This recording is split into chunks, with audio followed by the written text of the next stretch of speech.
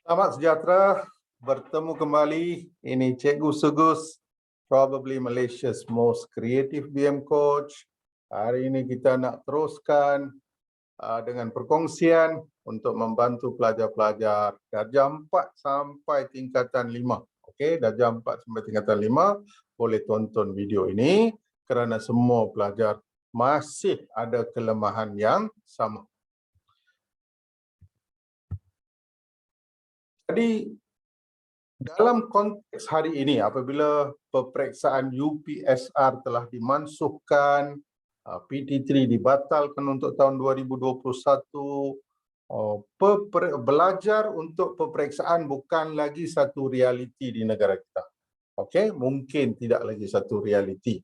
Jadi jangan kerana tidak ada peperiksaan maka kita mengabaikan pembelajaran, terutamanya pembelajaran bahasa. Lebih-lebih lagi bahasa Melayu yang merupakan bahasa kebangsaan.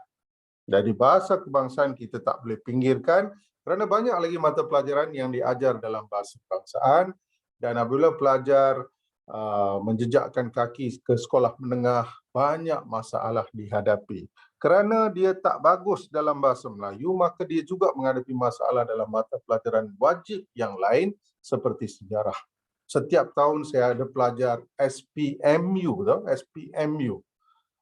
pelajar SPM ulangan yang mendaftar untuk belajar tuition bersama saya. Sudah banyak tahun dan mereka ni memang dah berusia lebih 20 tahun, 28 tahun, 40 tahun, 50 tahun, masih tak ada kredit dalam bahasa Melayu. Jadi, mari kita cinta akan bahasa kita. See, basically when love is there, everything is okay. When love is not there, everything is not okay. Alright? Jadi jangan mempunyai idea-idea yang salah tentang BM. Ibu bapa juga jangan memberikan pandangan-pandangan perspektif yang negatif tentang BM. Okay? BM adalah bahasa kebangsaan kita. BM tertera dalam Perlembagaan Malaysia. Forever we will be learning BM. For next 1000 years in this country we will be learning and loving BM. Okay, so let's be open about it. Let's encourage our children to study BM properly. Okay? Okay, saya mulakan hari ini dengan satu perkongsian lah yang berkaitan dengan kesalahan imbuhan. Saya nampak kesalahan ini daripada pelajar darjah 4 sampailah tingkatan 5, masalah ini nampaknya belum selesai. Dan kamu tahu imbuhanlah yang menjadikan bahasa Melayu cukup istimewa. Imbuhan kalau salah, tidak ada pemeriksa bahasa Melayu yang dapat menerima kesalahan itu. Very serious mistake. Imbuhan mistake is very serious mistake. If you don't know how to use imbuhan, that means you don't know BM. Basically, you don't know BM. Okay? Jadi, kita tengok dua perkataan. Kata dasarnya sama, tapi perkataan yang sering disalahgunakan oleh pelajar. Saya tengok ni daripada darjah 4 sampai tingkatan 5. I don't know what's the problem, you know. The mistake remains there for years. So let's solve this today. Kesalahan imbuhan. Okey, membelikan. Oh my God, ada banyak lagi pelajar yang masih tak tahu. Dia ingat sama saja. Kalau ada membelikan sama saja, tak ada apa beza pun.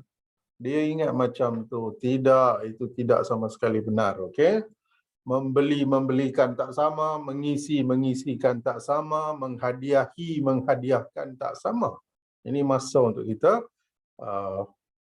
belajar betul-betul dan memahami perbezaan dalam penggunaan imbuhan ini, terutamanya yang ada kad. Okey, tengok contoh ayat. Student buat.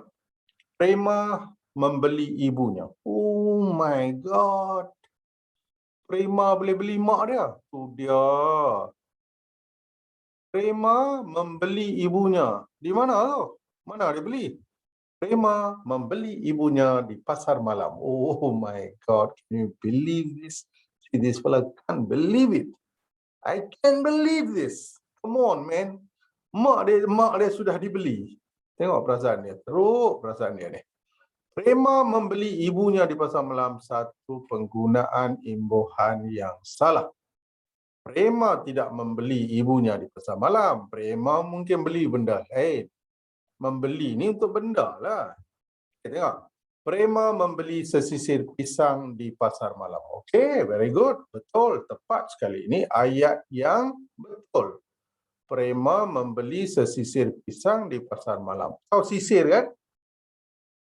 Sisir maknanya sikat lah, sama dengan sikat. Tengok rupa pisang ni, sesikat pisang ni rupanya sama dengan sisir, sikat yang kita gunakan untuk menyisir rambut. Okey, sama, lebih kurang sama. Sebab tu penjodoh bilangannya sesisir pisang. So prema yang dia beli tu pisang, dia bukan beli mak dia.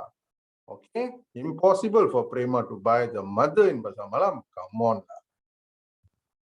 Okey, dan prema membelikan ibunya sesisir pisang di pasar malam. Membelikan ibunya, okey. On, ayat yang betul. Ini memang betul. Kenapa membelikan ibunya boleh, membeli ibunya tak boleh? Kerana membelikan ibunya bermaksud buy for. She's buying for the mother. She's buying the banana for the mother. Buy for, membelikan. Membeli itu maknanya to buy. Membeli to buy, and membelikan is to buy for. Totally different. Penggunaannya totally different. Walaupun yang membezakannya hanya KAN. Tapi totally different. Saya nampak pelajar darjah 4 sampai tingkatan 5 buat kesalahan ini. Saya memeriksa beratus-ratus karangan setiap minggu. Saya tahu penulisan pelajar. Jadi, saya nak kongsilah. Dari awal-awal lagi saya bagi tahu. Penggunaan imbuhan yang betul amat penting dalam bahasa Melayu. Okey. Jadi, prema membeli sesisir pisang di pasar malam, betul. Sama juga, prema membelikan ibunya sesisir pisang di pasar malam. Okey, bagus. Tepat sekali. So, membeli, buy pisang, buy for the mother. So, dua perkara yang berbeza. Kan? Jadi, ini dua-dua merupakan ayat yang betul, ayat yang seharusnya dipergunakan oleh pelajar dalam penulisan. Jadi aspek imbuhan ini kita kena sensitif lah, kita kena tahu, pada dasarnya kita kena sedar. Banyak pelajar saya nampak dia guna memori lama dia, ingatan lama dia untuk buat kerja. Apa yang dia belajar di sekolah rendah, dia terbawa-bawa sampai ke sekolah mereka. We cannot work based on your memory. You have to be conscious. Every time you write karangan, you have to be conscious. Are you doing the right thing? Are you writing the right thing? You have to continuously ask this question. If not, cikgu mengajar pun kamu akan lupa juga. Sebab kamu pegang pen je, kamu lupa. Lupa diri, kamu tulislah berdasarkan memory yang ada. Memory yang ada sebahagian besarnya salah. Jadi dia pegang pen, dia tulis karangan yang sama. Tingkatan 1, apa yang dia buat, sampai tingkatan 5, dia akan tulis perkara yang sama saja. Jadi, I want students to do conscious writing. Sebab tu dalam kelas kita, in my online tuition, kita ada homework on the spot. On the spot, you do the work right in front of me. You bina ayat sendiri, membelikan, and tell me that you understand the difference. Okey, ini cara saya mengajar melalui online.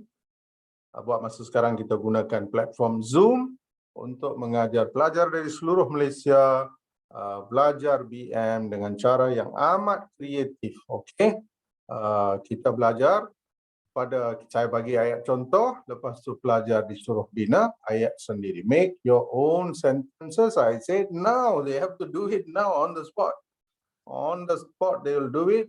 Then we'll discuss, we see what's right, what's wrong. Dan pelajar boleh berbincang.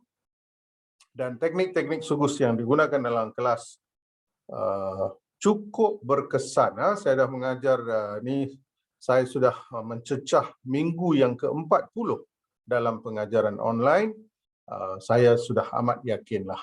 Saya sudah amat yakin. Darjah 4 pun boleh buatlah. Apa lagi darjah tingkatan 1, 5 dan sebagainya. Okey, darjah 4 pun boleh faham apa yang Cikgu Sugus ajar ni. Okey? Jadi siapa yang berminat to learn BM creatively, standard 4 to form 5, online BM tuition with a difference, please communicate with Cikgu Sugus. Online BM tuition, please WhatsApp Cikgu Sugus for details 019-6626-057. Dan jangan lupa terus tonton video saya www.youtube.com/Cikgu Sugus. Tengok /Cikgu Sugus, terus dia bawa ke channel Cikgu Sugus. Boleh tonton banyak video, ada lebih 500 video. Dan saya berjanji akan upload video baru kerana sukatan berubah dan perspektif BM juga sudah berubah. Kerana tidak adanya peperiksaan UPSR, maka segala-galanya berubah.